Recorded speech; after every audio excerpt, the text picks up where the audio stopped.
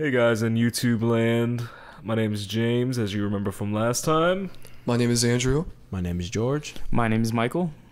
And we are Zero Integrity Discussions, where we stay stupid shit into a mic. Alright, we're going to kick this off today with a story that just happened this morning. Well, this is Wednesday, we're releasing this Friday, but Wednesday morning. Handcuffed for making clock, Ahmed Mohamed, 14, wins time with Obama. This is about a 14-year-old kid who made a homemade alarm clock, brought it to school, and actually was interrogated by police because they thought that it was a bomb. He was actually taken to a juvenile detention center. He was. Yeah. He got a mugshot. and he was interrogated. Yep. Justice. Justice in America. America, exactly. America! Fuck yeah. Alright, so what I took out from this is that, okay, so let's get this out of the way first. There's going to be a picture up of the alarm clock, and if we look at it really closely, if you look at it very closely, it is in a briefcase, and it did have a digital clock on it. So in a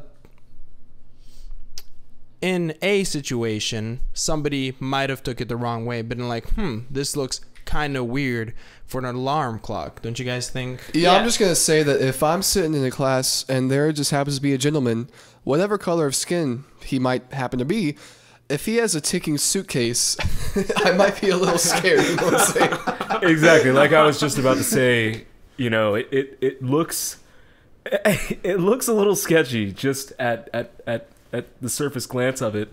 You know, if you didn't know what it actually was, I mean, you could assume, because it does look, I mean, it's got wires going everywhere. It's got a digital clock on it. You know, it's a little on the sketchy side. Like, when he was making a clock, why did he decide to stuff it into his suitcase? What made him think that was a good idea? A whole suitcase. I know. To make it better, I'll put it into a suitcase. And a reinforced suitcase at that. It was one of those black ones with kind of like a road case. So it looked very professional. But here's the thing. This kid has always been a tinker, according to his father. You know, he fixes electricity, he fixed his own computer, he fixes a bunch of things, even has a go-kart. And the thing about that is it was totally because of his race. I don't care who says it. His name was Ahmed, for crying out loud. It really was. This begs the question, like, where do we draw the line between racial discrimination and if really terrorists? We don't hear. And the thing is, there's actually a term for it now, Islamophobia. And this was mentioned in the article. I think that is one of the core problems, that the article had to bring race into it. I mean, it was already saturated with the race issue, but they had to almost reinforce it. The media had to reinforce it because that's what snags titles. I just want you guys to take a second and remember back when you were 14 years old. Imagine being arrested by police, taken to a juvenile detention center, and interrogated. Oh, would you be frightened? I'd be pretty terrified by that. It'd be traumatizing. Yeah. Traumatizing. Horrible. And all because you're a different race. And I would never want to build another clock again. Exactly. And you know, I Poor think guy. Man, he's gonna look at clocks for the rest of his life and cry. Fuck this clock building shit. I'm just gonna build like rockets or something. I don't know, something less conspicuous. Yeah, then the FBI would show up at his door next. Yeah. Homeland Security just... He has like a little model rocket from Michael's, and then like he shoots it up, not 5 seconds later, SWAT team just hops from his roof and tackles the shit out of that kid. But you know, I definitely have to agree. I think this is blatant racism, you know.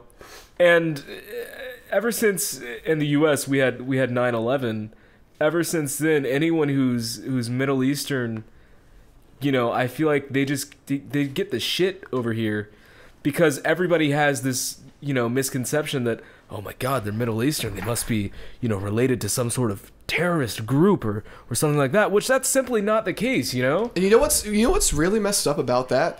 People are so paranoid about all these terrorist attacks. Yeah! Do you guys remember all the terrorist attacks that happened before 9/11? No, there weren't any. What about all the terrorist attacks that happened since 9/11? Sorry, there weren't any. Nope. So literally one attack actually, 14 years ago. Boston. Right, So that's one. That was one. And Can you name another? Anyone that was covered up by the government, but you can't even rely on that. I wouldn't even. Let's not even go there. Yeah, we're not Alex Jones.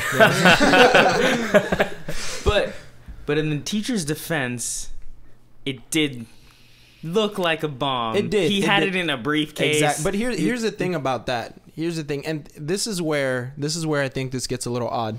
It specifies that the student took it first to his engineering teacher to show off his work. The engineering teacher liked it, but his teacher did say to not show it to any other teachers. And the funny part is, I remember back when I was in high school, the English teachers were the worst ones for paranoia. And it happened to be an English teacher that caught sight of the bomb-looking alarm clock. Of course it was. And let off the siren. And I think, so who's more racist here? English I don't teacher. know. The English teacher or the engineering teacher? $20 says she's an old white lady. Probably, yeah. Probably. You know, They covered up the names on purpose, probably. But wait, it's not all bad. It's not all dark. There is a light at the end of this tunnel. You see, this son, Ahmed, this little boy, this child, has been invited to the White House by Mr. Barack Obama.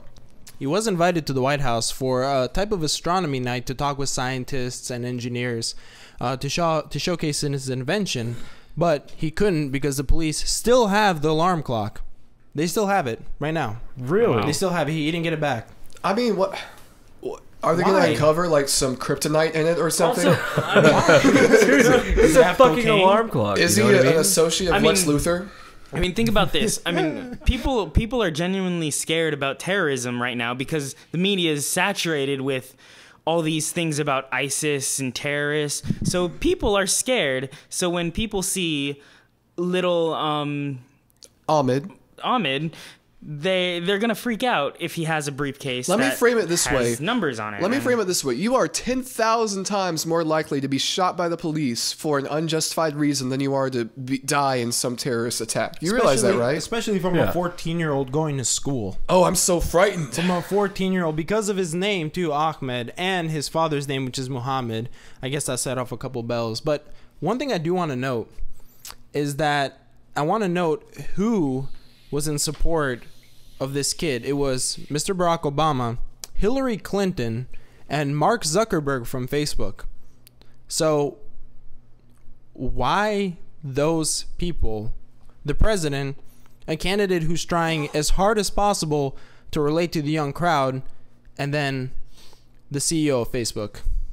Isn't that kind of weird? You know, very weird. Obama and Zuckerberg, I can understand. I just feel like Hillary is just trying as hard as she possibly can to become president. You know what? I don't know the anything thing about Hillary. Here's my issue with Hillary. I'm going to give you like a list of things I know about Hillary. 1, she's a woman. 2, she really wants to be president. That's it. I don't know what she thinks. And she Snapchatted something once.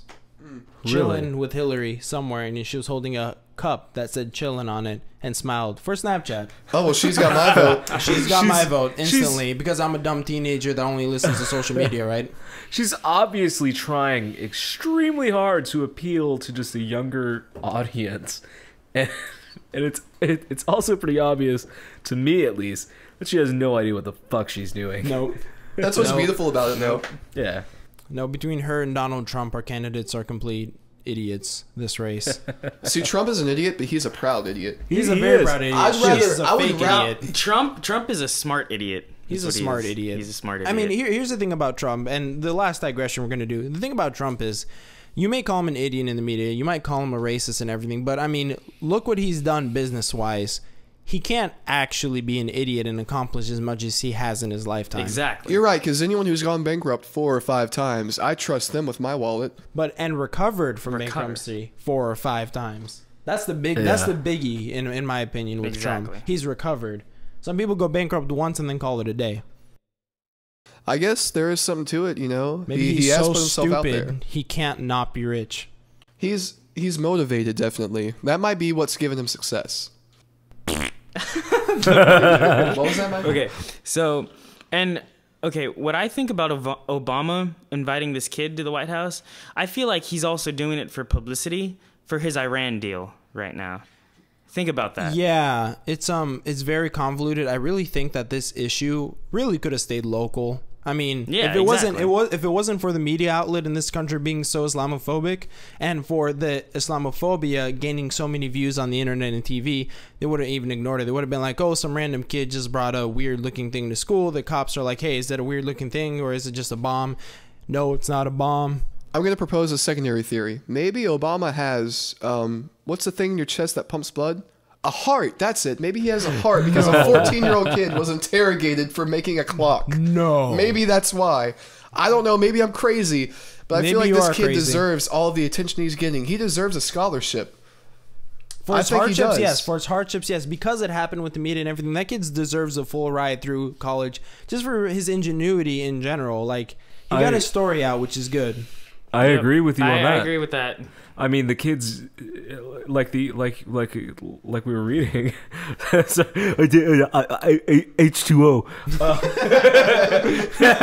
But like we were reading, it says he's been tinkering with various things, fixing his own computers, fixing, what was it, something about a go-kart. Yeah, he built his own go-kart. He built his own fucking go-kart, and he's, how old is he? 14? 14 years old. That's pretty impressive to me. Like If he's been doing like the that, next Tony Stark right there. I'm going to take a survey. Everyone in this room, raise your hand if you could have built a go-kart at 14. You can't see, but none of us are raising our hands. Raise your hand if you could explode a go-kart at 14. Hey! All of our hands are now sky high. Yeah, they are. Except for George. Because you said you could. I actually did. Oh. All right, well, that's been the story today. We want to thank you all for listening. We are Zero Integrity Discussions once again, and we're going to sign off now. Leave a comment, subscribe, do whatever you fuckers wish. Definitely subscribe, though. Don't forget. Subscribe. Definitely.